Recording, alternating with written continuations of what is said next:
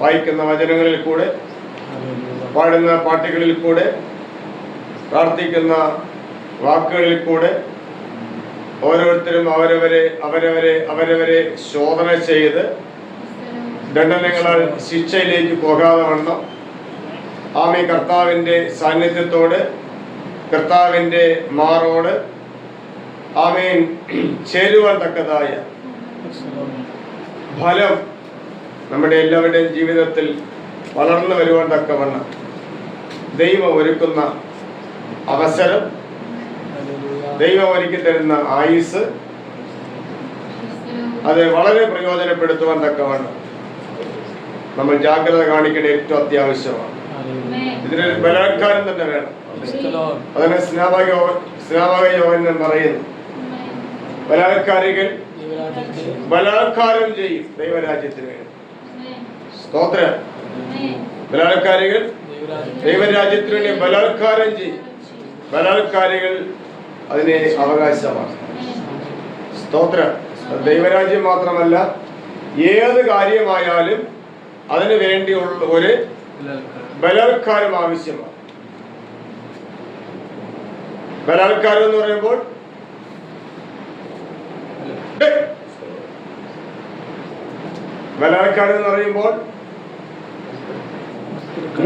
ബലം പ്രയോഗിക്കുക അല്ലേ? ബലം പ്രയോഗിക്കുക. എന്തിനാണ് ബലം പ്രയോഗിക്കുക? ദൈവരാജ്യത്തിന് വേണ്ടി ബലം പ്രയോഗിക്കുക. ആരോട് ബലം പ്രയോഗിക്കണം?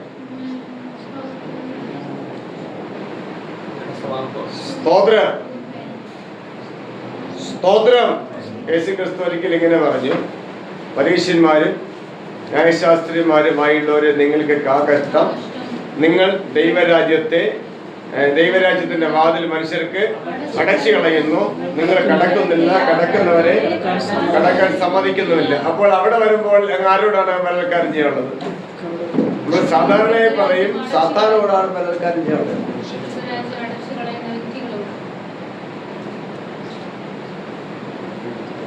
സ്തോത്രം. സാത്താന്യ തന്ത്രങ്ങളെ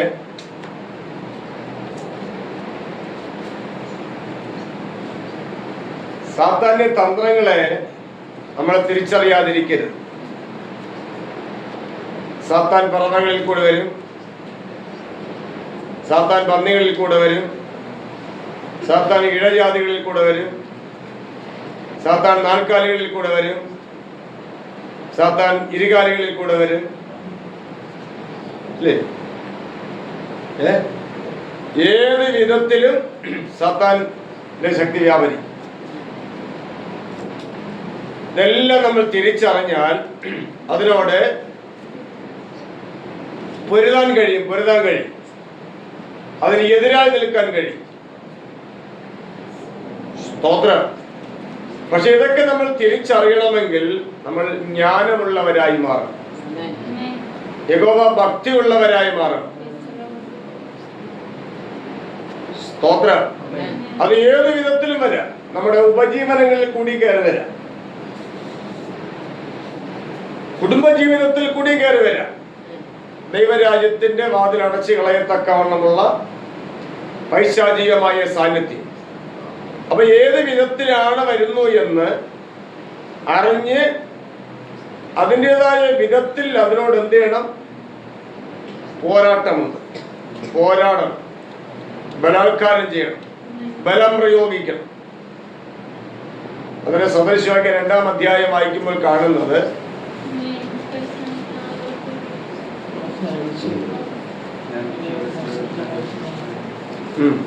മകനെ ജ്ഞാനത്തിന് ചെവി കൊടുക്കുകയും ബോധത്തിന് നിന്റെ ഹൃദയം ചായ്ക്കുകയും ചെയ്യേണ്ടതിന് ബോധത്തിന് നിന്റെ ഹൃദയം ചായുകയും ചെയ്യേണ്ടതിന് എന്റെ വചനങ്ങളെ കൈക്കൊണ്ട് എന്റെ വചനങ്ങളെ കൈക്കൊണ്ട് എന്റെ കൽപ്പനകളെ നിന്റെ ഉള്ളിൽ സംഗ്രഹിച്ചാൽ എന്റെ കൽപ്പനകളെ നിന്റെ ഉള്ളിൽ സംഗ്രഹിച്ചാൽ നീ ബോധത്തിനായി വിളിച്ച് വിവേകത്തിനായി ശബ്ദം ഉയർത്തുന്നു എങ്കിൽ അതിനെ വെള്ളിയെ പോലെ അന്വേഷിച്ച് നിക്ഷേപങ്ങളെ പോലെ തിരയുന്നുവെങ്കിൽ നീ യഹോവാഭക്തി ഗ്രഹിക്കുകയും ഇത്രയും കാര്യങ്ങൾ അനുസരിക്കുന്നവരുണ്ട്. നമ്മൾ ക്രിസ്ത്യ ജീവിതത്തിൽ ഒരുപാട് കാര്യങ്ങൾ അനുസരിക്കുന്നവരാണ്. ക്രിസ്ത്യ ജീവിതത്തിൽ മനഃപ്പാഠമാക്കിയ മനുഷ്യ കൽപ്പനകൾക്കൊത്തവണ്ണം സ്ത്രീ പുരുഷ വ്യത്യാസമില്ലാതെ ഒത്തിരി കാര്യങ്ങൾ നമ്മൾ അനുസരിക്കുന്നവരാണ്. പക്ഷെ ഇവിടെ പറയുന്ന ഈ 2-ാം അധ്യായത്തിൽ പറയുന്ന കാര്യങ്ങൾ അനുസരിക്കുന്ന ഒരു അനുഭവം നമ്മുടെ ജീവിതത്തിൽ എത്ര പേർക്കുണ്ടായിരിക്കും?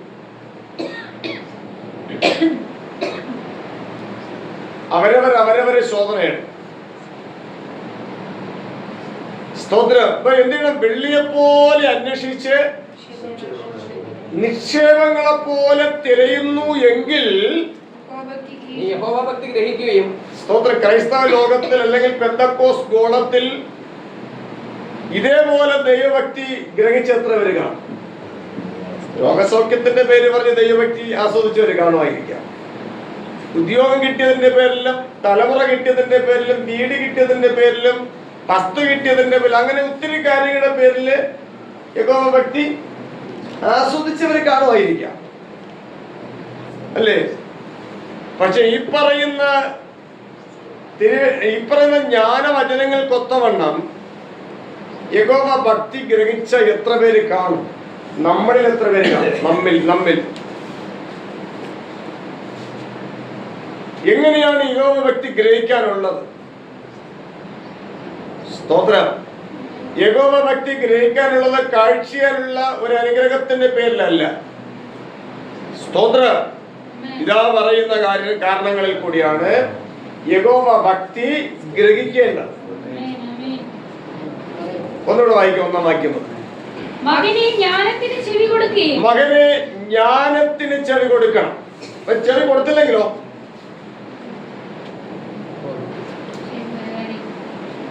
ചെവി കൊടുത്തില്ലെങ്കിൽ അതിന് യോഗ്യമായ വിധത്തിലുള്ള ശാസനയുണ്ട്, ശിക്ഷണമുണ്ട്. സ്തോത്രം. അത് ദൈവം ചെയ്യേണ്ടവരിൽ കൂടെ ദൈവം ചെയ്യും.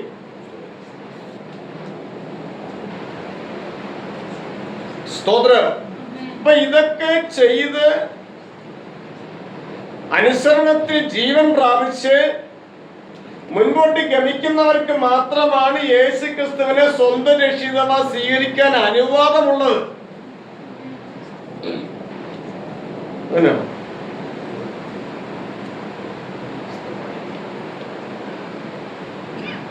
സ്തുതിക്കാം. Hallelujah, hallelujah, price the Lord. മനുഷ്യ രീതിയില്, ലോകപരമായ രീതിയില് ഇങ്ങനെ അങ്ങോട്ടും ഇങ്ങോട്ടും ഊടാടി നടക്കുന്നവർക്കൊന്നും ഇങ്ങനെ ഓടി വന്ന് കർത്താവിനെ സ്വന്തം രക്ഷിതാവ് സ്വീകരിക്കാൻ അനുവാദമൊന്നുമില്ല. സർവ്വ ലോകത്തിൽ വെച്ച് ഏറ്റവും വലിയ വിലപ്പെട്ട കാര്യമാണ് യേശു ക്രിസ്തുവിനെ സ്വന്തം രക്ഷിതാവായി സ്വീകരിക്കുക എന്നുള്ളത്, അല്ലേ? ലോകത്തിലുള്ള ഏത് കാര്യങ്ങളെക്കാളും, ഏത് ഉയർന്ന ഉദ്യോഗത്തെക്കാളും വിലപ്പെട്ട ഒരു കാര്യമാണ് യേശു ക്രിസ്തുവിനെ സ്വന്തം രക്ഷിതാവായി സ്വീകരിക്കുക എന്നുള്ളത്. അത് നിസ്സാരം പോലെ അങ്ങ് സ്വീകരിക്കാമെന്ന് വിചാരിക്കണ്ട. അങ്ങനെ വിചാരിക്കുന്നതും അങ്ങനെ ശുശ്രൂഷകന്മാർ മറ്റുള്ളവരെ പഠിപ്പിക്കുന്നതും അതെല്ലാം പൈശാചികമായ ഓരോ തന്ത്രങ്ങളാണ്. കർത്താവിനെ ഒരുവിധം ചവറ് പോലെ വലിച്ച് കളയുന്ന ഒരു രീതിയാണ്. സ്തോത്രം.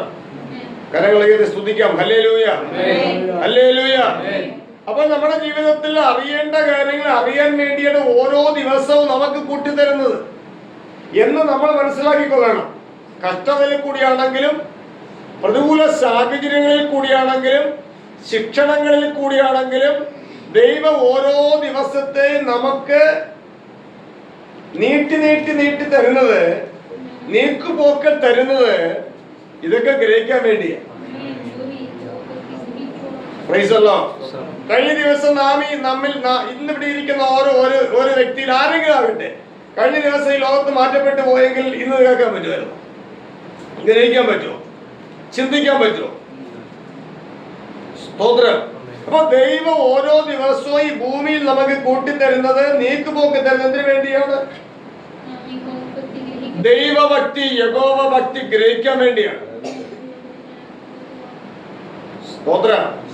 അതുകൊണ്ട് ഇത് നമുക്ക് പ്രശംസിക്കാനൊന്നുമില്ല.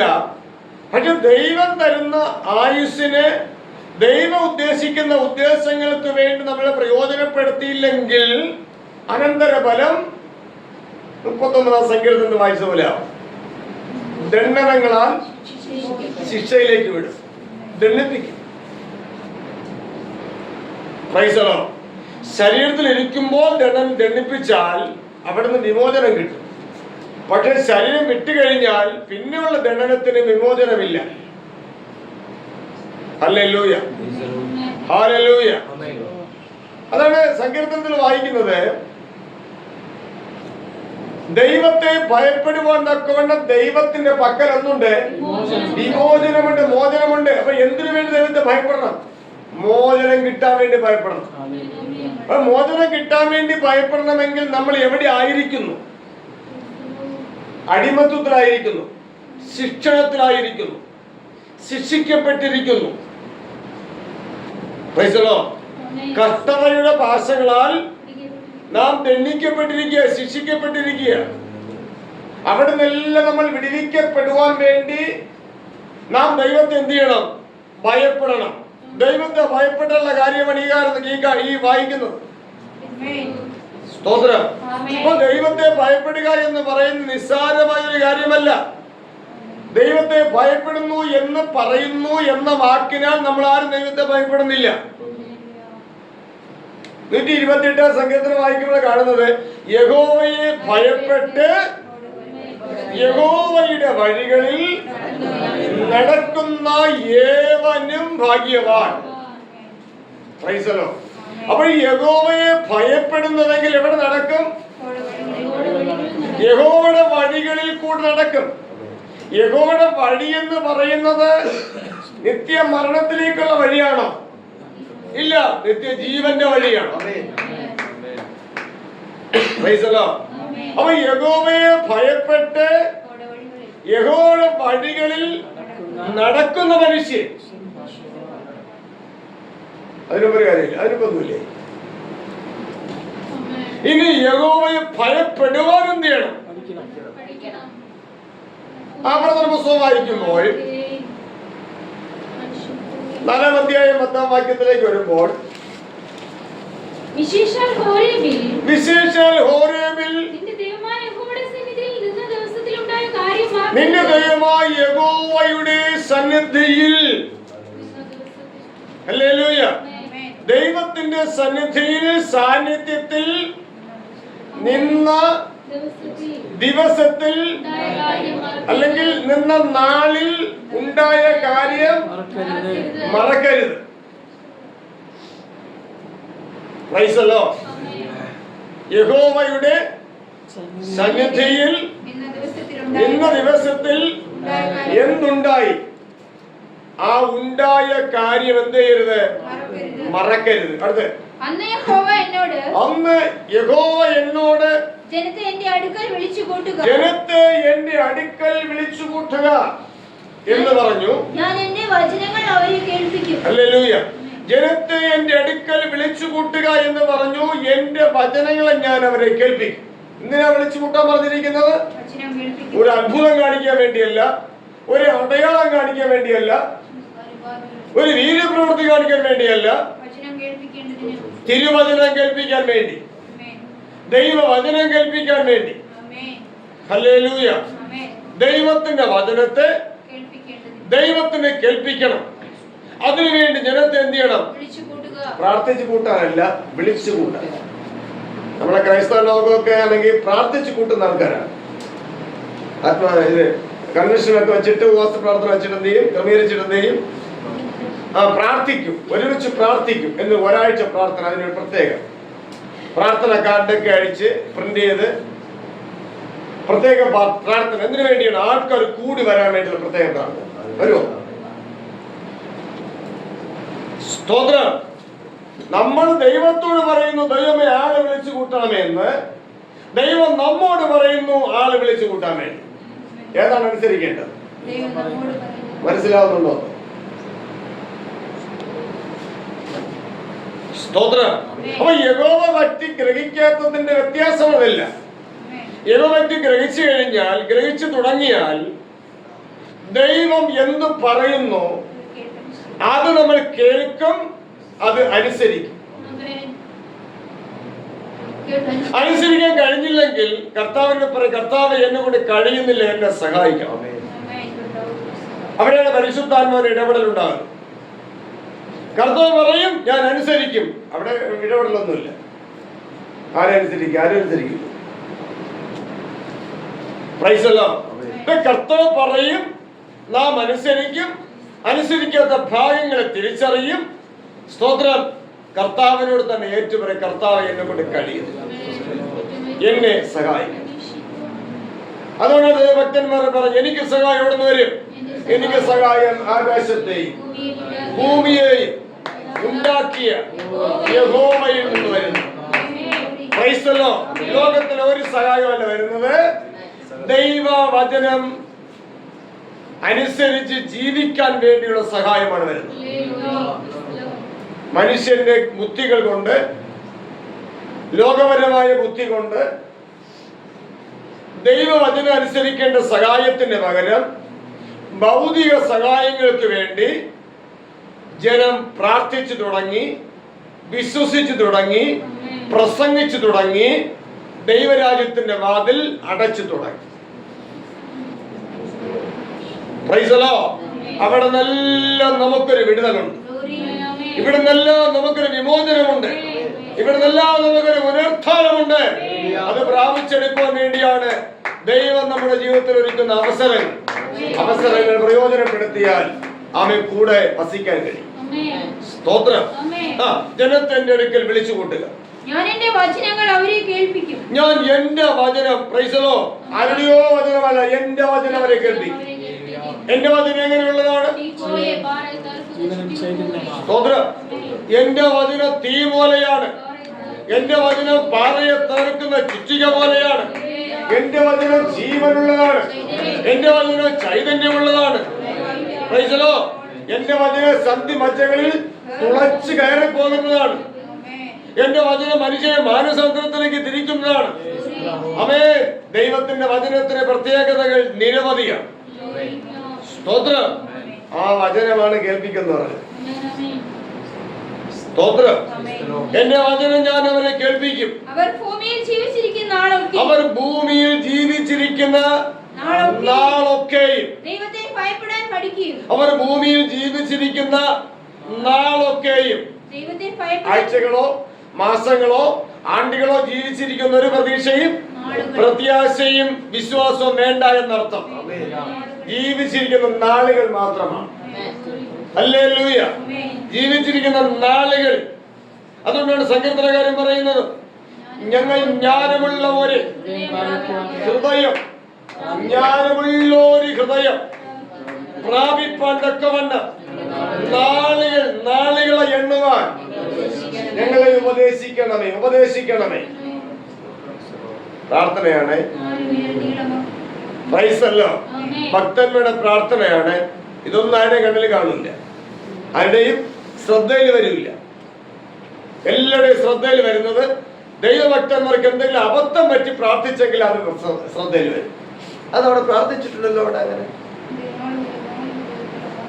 ആ അബദ്ധത്തിൽ പ്രാർത്ഥിച്ച കാര്യം അവർ അബദ്ധം പറ്റി പോയെന്ന് പറഞ്ഞ് ദൈവാസന താഴെ വീണ് മുട്ടിച്ചപേക്ഷിച്ച് മോചനം പ്രാപിച്ചിട്ടുണ്ട്. പക്ഷെ അത് ഇന്നത്തെ ജനം അറിയുന്നില്ല.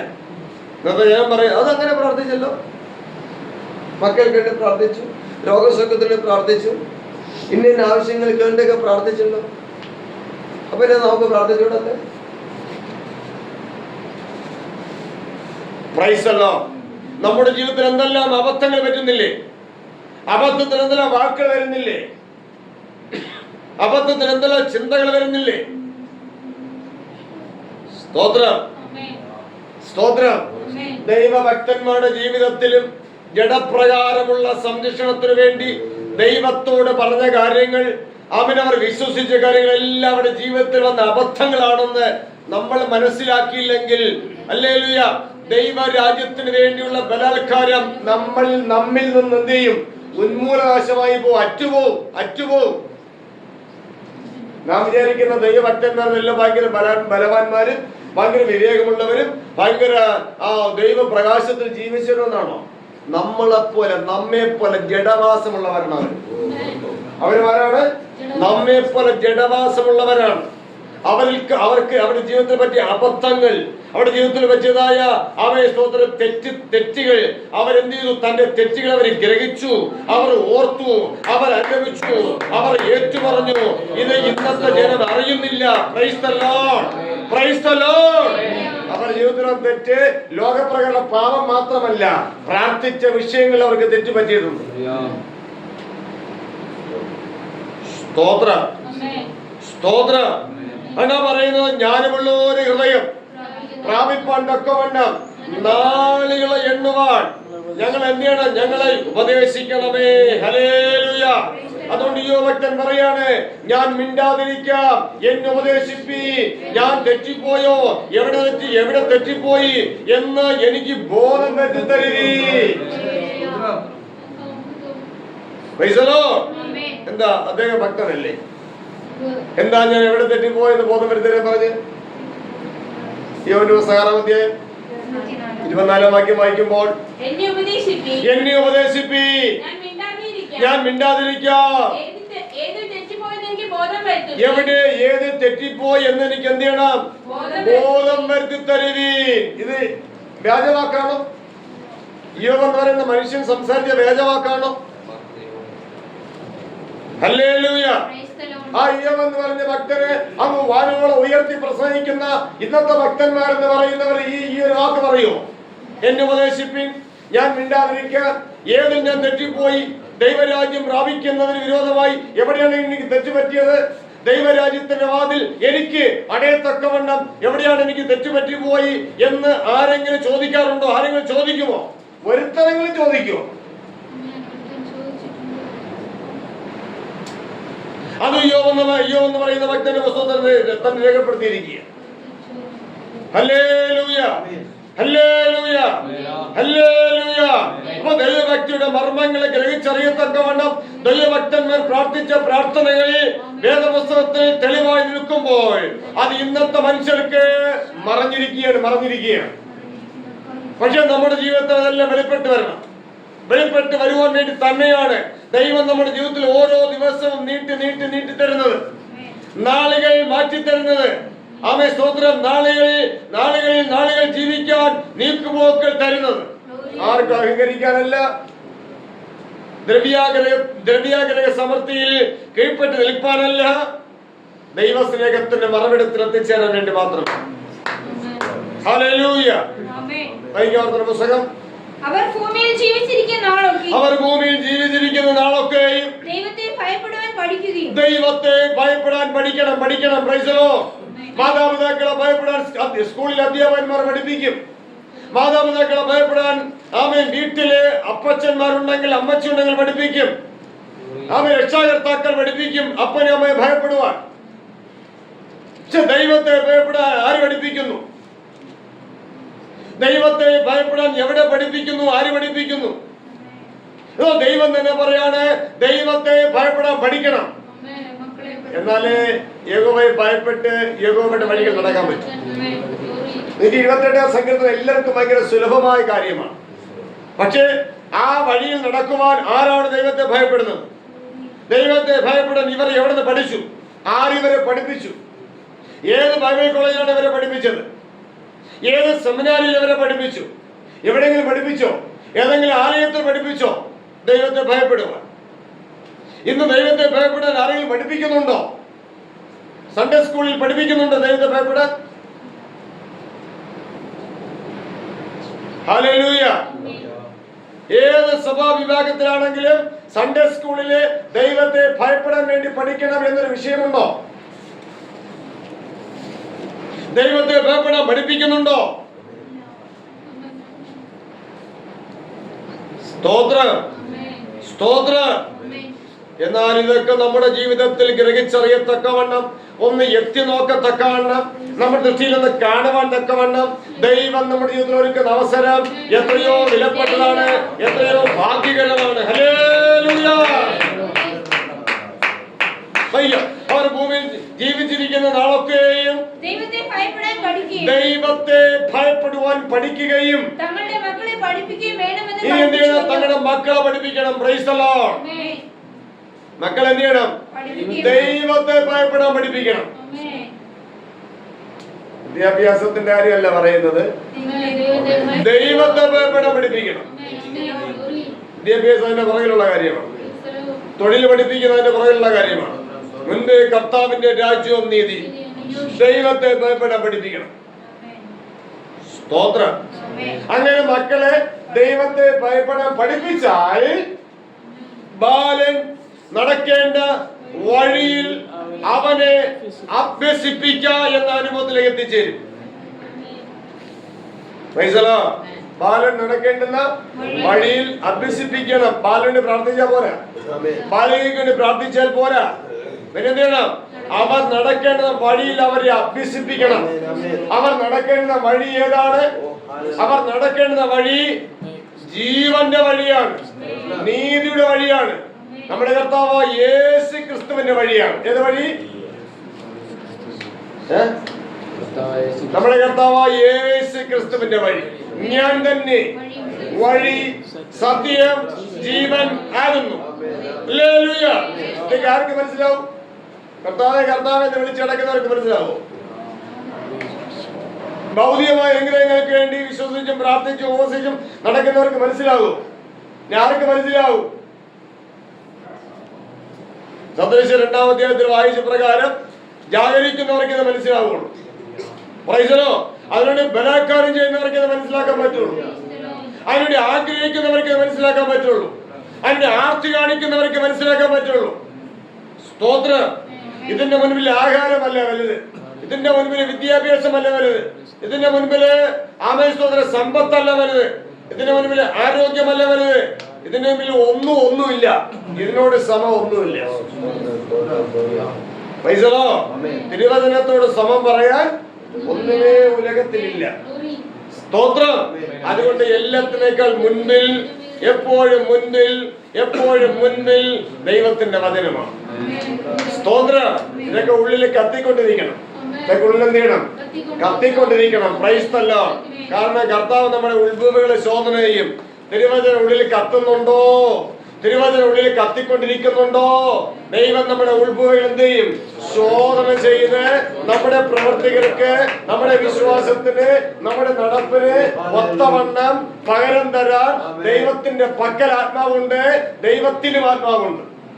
ദൈവത്തിലും ആത്മാവുണ്ട്, ദൈവത്തിന്റെ പക്കലും ആത്മാവുണ്ട്. ഏത് ആത്മാവിനെയാണ് ദൈവം അയക്കുന്നതെന്ന് നമുക്കറിയാൻ കഴിയില്ല. അതറിയാൻ കഴിയണമെങ്കിൽ ദൈവത്തിന്റെ നിയമോപദേശങ്ങളിലേക്ക് നമ്മുടെ ശ്രദ്ധ തിരിയണം. നമ്മുടെ ബുദ്ധിമണ്ഡലം അതിലേക്ക് തിരിയണം. നമ്മുടെ ചിന്താമണ്ഡലം അതിലേക്ക് അമേ സ്തോത്രം യാത്ര ചെയ്തുകൊണ്ടിരിക്കണം. സ്തോത്രം, സ്തോത്രം. അതിനുവേണ്ടിയൊക്കെ ദൈവം ഒരുക്കുന്ന വലിയൊരു ഭാഗ്യമുണ്ടല്ലോ, വിലപ്പെട്ട ഭാഗ്യം. സ്തോത്രം. എത്ര തന്നെ വർണ്ണിച്ചാലും മതി വരാത്ത വലിയ ഭാഗ്യമാണ്. സ്തോത്രം. അങ്ങനെയുള്ളവർക്ക് പാടാൻ പറ്റും. ഭാഗ്യനാട്ടിൽ പോകും ഞാൻ, ഭാഗ്യനാട്ടിൽ പോകും ഞാൻ, ഭാഗ്യനാട്ടിൽ പോകും ഞാൻ, ഭാഗ്യനാട്ടിൽ പോകും ഞാൻ, ഭാഗ്യനാട്ടിൽ ചെന്നു ശോടൊത്തു ഞാൻ ക്രിസ്തുവേ വാഴ്ത്തിടുമേ, ഭാഗ്യനാട്ടിൽ ചെന്നു ശോടൊത്തു ഞാൻ ക്രിസ്തുവേ വാഴ്ത്തിടുമേ. ഹല്ലേലൂയ. സ്തോത്രം. സങ്കടം എന്ന് പറയട്ടെ, ഇന്ന് എല്ലാവരും എന്നല്ല, അനേകര് യേശു ക്രിസ്തുവിനെ ഇങ്ങനെ വാഴ്ത്തി ഇങ്ങനെ പുകഴ്ത്തി നടക്കുകയാണ്. പക്ഷെ എന്താ ഗുണം? കർത്താവിന് എന്താ ഗുണം? വാഴ്ത്തി പുകഴ്ത്തി നടക്കുന്നവർക്ക് എന്താ ഗുണം? ഒരു ഗുണവും.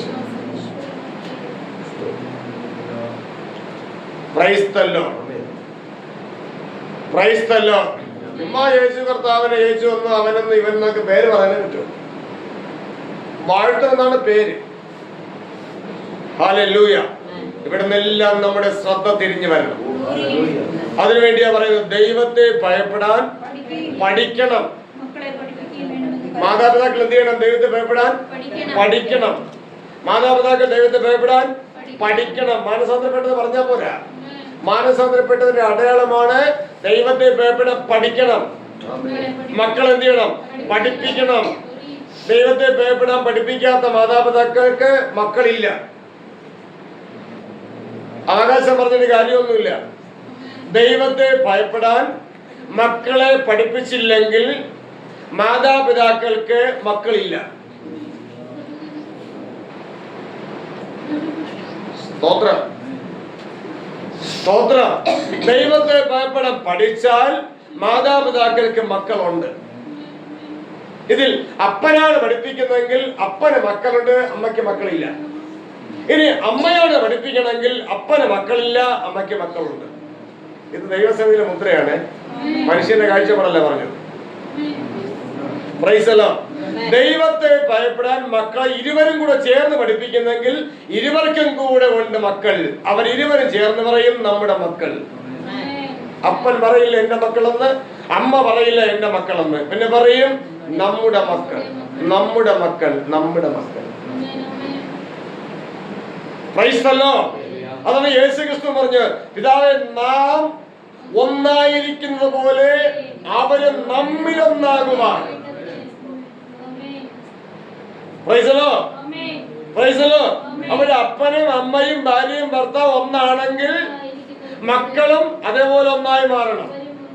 സ്വതന്ത്രം. ഇരുവരും ഒന്നാണെങ്കിൽ മക്കള് ഒരു വ്യക്തിക്കുള്ളതല്ല, മക്കളെ ഇരു വ്യക്തിക്കുള്ളതാ. അതായത് നമുക്കുള്ളത്. സ്തോത്രം.